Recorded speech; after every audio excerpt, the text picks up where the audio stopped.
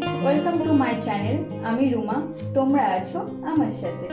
আজকে আমি যে রেসিপিটা তোমাদের সাথে শেয়ার করব সেটা হচ্ছে বাদাম দিয়ে মাংস রান্না। আমার বাদাম আর চিকেনের রেসিপির জন্য আমার দরকার বাদাম, যেটা আমি 50 গ্রাম বাদামকে ভালো করে পেস্ট করে নিয়েছি, আর সাথে নিয়েছি 500 গ্রাম চিকেন। তো চলো রান্নাটা শুরু করা যাক।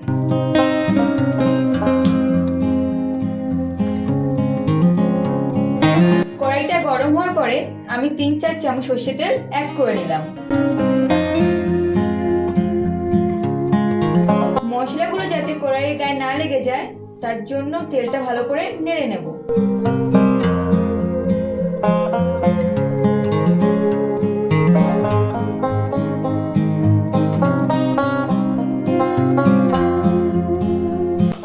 একে একে আলুগুলো অ্যাড করার পরে আমি স্বাদ মতো লবণ আর হাফ চা চামচ হলুদ অ্যাড করলাম।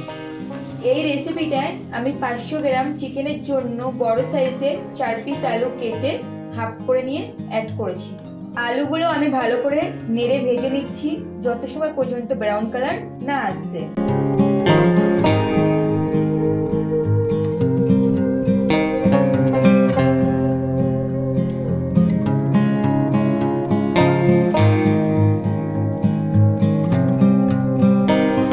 আমার আলুগুলো ভাজা হয়ে গেছে, আমি আলুগুলো তুলে নিচ্ছি।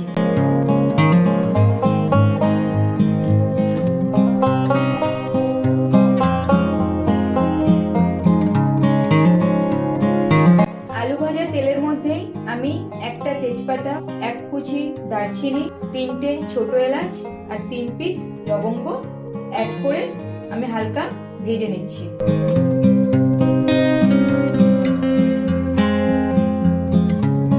এরপরে দুটো বড় সাইজের পেঁয়াজ কুচি, 1 চা চামচ রসুন পেস্ট, 1 চা চামচ আদা পেস্ট অ্যাড করে হালকা করে নেড়ে নিচ্ছি।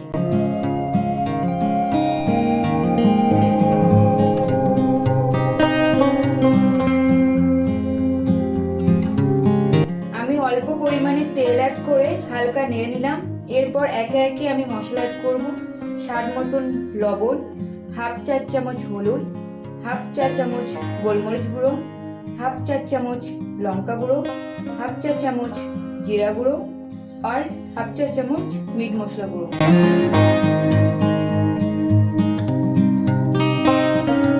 এরপর মশলাগুলো আমি ভালো করে নেড়ে নিচ্ছি যাতে কড়াইটা না লেগে যায়। তার জন্য আমি অল্প পরিমাণে জল অ্যাড করছি।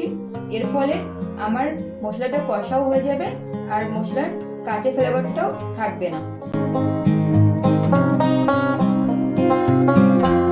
সো তোমরা দেখতে পাচ্ছ মশলাটা তেল ছেড়ে দিয়েছে আর হালকা ব্রাউন কালার চলে এসেছে। আমি আগে থেকে যে কাজু বাদামের পেস্টটা তৈরি করে রেখেছি সেটা এখন মশলাতে অ্যাড করছি। কাজু বাদামের পেস্টটা অ্যাড করার পরে তত সময় পর্যন্ত আমি নাড়তে থাকবো যত সময় পর্যন্ত এই মশলা থেকেও তেল ছেড়ে দিচ্ছে।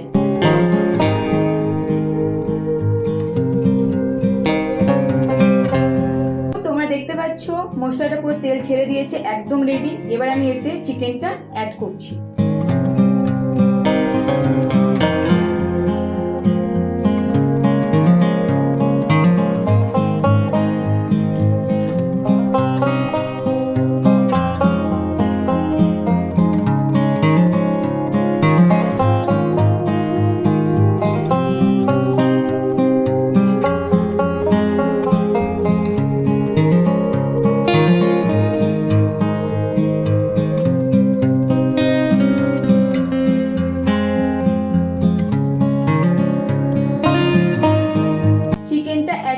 পরে ভালো করে নাড়তে হবে যাতে মশলাটা চিকেনের গায়ে ভালো করে লেগে যায়। তারপরে 1 কাপ জল অ্যাড করে 5 মিনিটের জন্য আমি ঢাকা দিয়ে দিচ্ছি।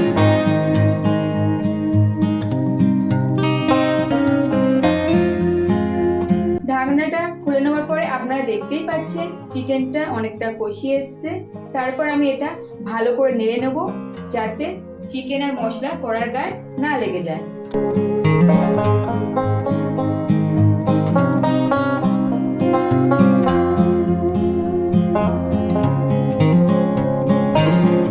তারপর পূর্বে ভেজে রাখা আলুগুলোকে আমি অ্যাড করছি।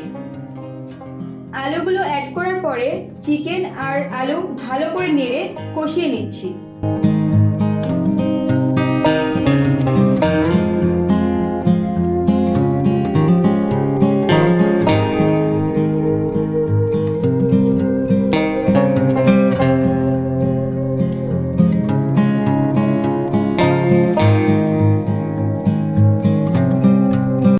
অল্প কিছু সময় নাড়াচাড়া করতে করতে আপনারা দেখতেই পাচ্ছেন চিকেনটা থেকে জল ছেড়ে দিয়েছে।